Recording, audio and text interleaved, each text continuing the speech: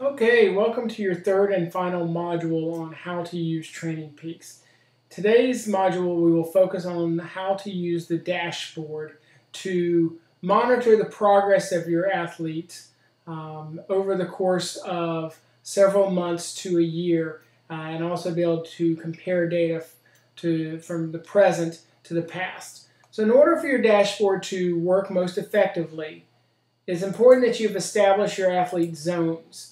This will allow Training Peaks to calculate the proper intensity factor, zones, and training stress score that it needs to to create the performance management charts and other fields. To do that, go into your athlete settings, click zones, and then come down and just simply input their new thresholds. You should update this every single time you do testing because it will change the data. Once you do that, just click Save and Close, and it will return you back to the home screen. So again, today we're focusing on the dashboard specifically. The first couple of charts that we're going to look at the season holistically and compares it to previous seasons. In this case, I did not coach this athlete in 2013, but I did have him for the entire 2014 season and the 2015 season. What these charts do is just pretty much give me a bird's eye view of how much running, how much swimming, and how much biking the athlete did. You can maximize it to dive back in. Training Peaks is not really cooperating with me right now, but normally you can click on any of these and it will give you the proper figures in terms of duration that they worked out as well as the distance in which they worked out. Let me see what happens if I refresh. There we go. As you can see now, it will show me that Derek, in this case, ran 1,026 miles last season. If we look at this season, it's only May, but we've already completed 470 miles of running. This is his peak power. In this case, Derek trains with power. So for power athletes, we can compare in the gray his last year figures versus this year figures. In this case, I would be particularly interested maybe in his 5 minutes, but really particularly interested in his 68 minutes and his 3 hours. I can see that underneath here in 2014, Derek topped out at 325 watts. And this year, he's already bumped that up to 335 watts. But more importantly over here, for his hour power, we saw that in November 2014, he was able to hold 214 watts for an hour. But we've already held 238 watts this season. So we're seeing that he's a much stronger rider this year already than he was last year. This chart is his training stress score by week. What this is a calculation of intensity and the time he's spending at higher zones from week to week. So we would hope to see that over time he's able to maintain a higher training stress score than he was previously in the season. So I think we see this that he was carrying about 590 TSS here, and going into New Orleans 70.3, we got that up to about 881, and that's at this point calculated for the week. Now again, I will provide one small caveat. Data is only as good as the athlete is giving you information. So what that means is if the athlete is not giving you information, if the athlete is not uploading their data, if the athlete is not wearing their watch, then all this data can become less and less dependable. So what we want to do is always encourage an athlete to wear their heart rate monitor, ride with their power meter, keep track of all their information so that these types of charts will be populated. So again, this one is what we call the training stress score. It's basically a system where you gain points for your activities and allows you to kind of quantify their workouts based on the relative intensity and duration and I guess even frequency of the week. And as you read more and more from like Hunter Allen and Andy Coggan, then you'll understand that they created this as a way to just kind of monitor the progress. And this was also what will help populate the performance management chart that we will discuss in a few moments. These next few charts are simply the duration of workouts by week. So I like to use these charts to kind of make sure that my periodization is working. So in this case, we're looking at the last 180 days of runs, bike, swim, brick, cross-training, race, strength. So basically everything I would give him. What you'll see is you should see a trend line of progressive overloading. He's able to hold more and more duration as the season is going on. We're getting stronger and stronger.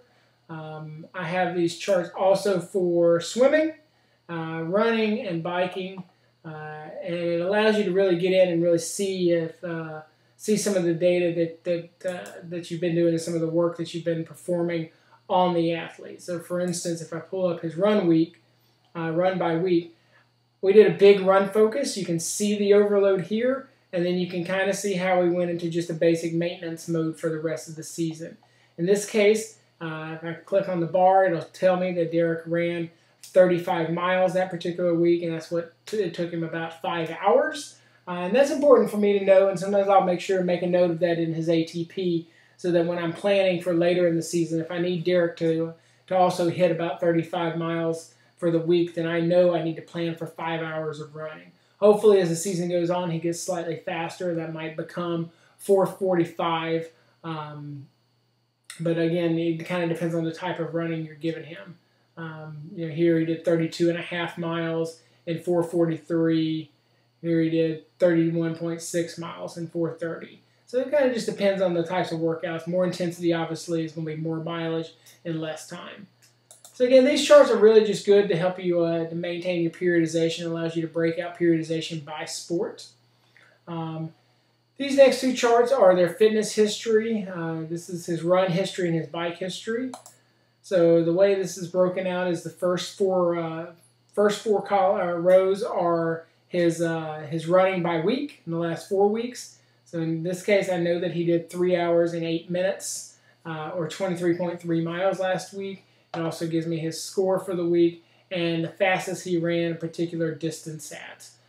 This is less important unless you're doing a lot of track work or a lot of tempo work.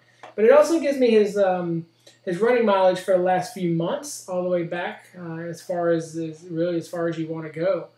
So as you can see, as I mentioned a moment ago, we did a big run focus in the January area.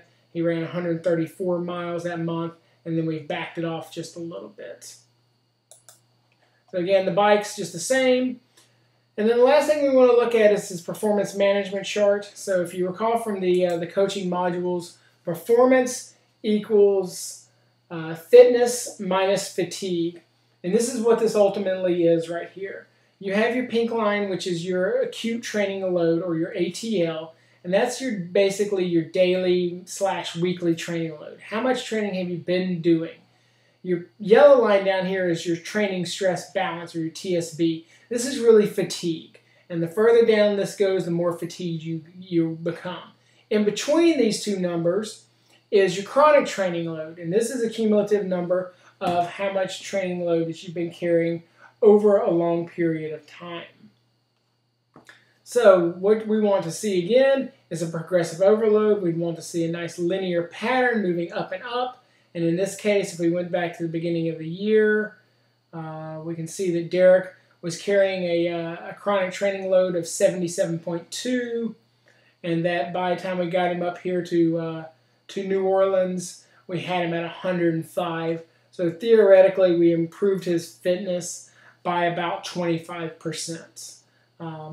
So again, fitness minus fatigue equals performance. And if you look at it as he moved towards taper, this began to cross. The fatigue began to wear off. We began to shed it, mainly because the training load went down. And it looks like about 2 or 3 days before New Orleans, he crossed the line. So he was probably feeling really good and really fresh for his race. We also break down the PMC by run and bike in case you want to look at that very specifically. You never want one of these to add to the overall PMC more so than others. Biking generally will just by duration and intensity than running, but also just knowing that running takes a larger toll on the athlete. It is important to understand these two ratios, these two in relation to each other as we give a new training stress score. Finally, if you want to add more charts, you have a charts library over here, and you can pull over at any point any of these metrics and produce a totally different chart to track whatever you're specifically interested in doing. So this is the dashboard. Again, I feel like this is just one more tool to have in your toolbox. You will be performing, analysis on a micro level inside each of the workouts. This is more of the macro analysis to see, okay, is my planning going well? Am I actually coming down here and seeing a progressive overload, or did I get in a rut, both me or the athlete? Is the athlete improving? Maybe you give the athlete a 5K every single month. Well, are we seeing improvement? Or are we seeing improvement in power numbers? What does my PMC say? Again, I don't live and die by any of these, but I do feel like they are a good way to spot check my work as well as the athlete's work. So again, this is your final module on how to use Training Peaks. This one was specifically on the dashboard. As always, just let me know if you have any additional questions.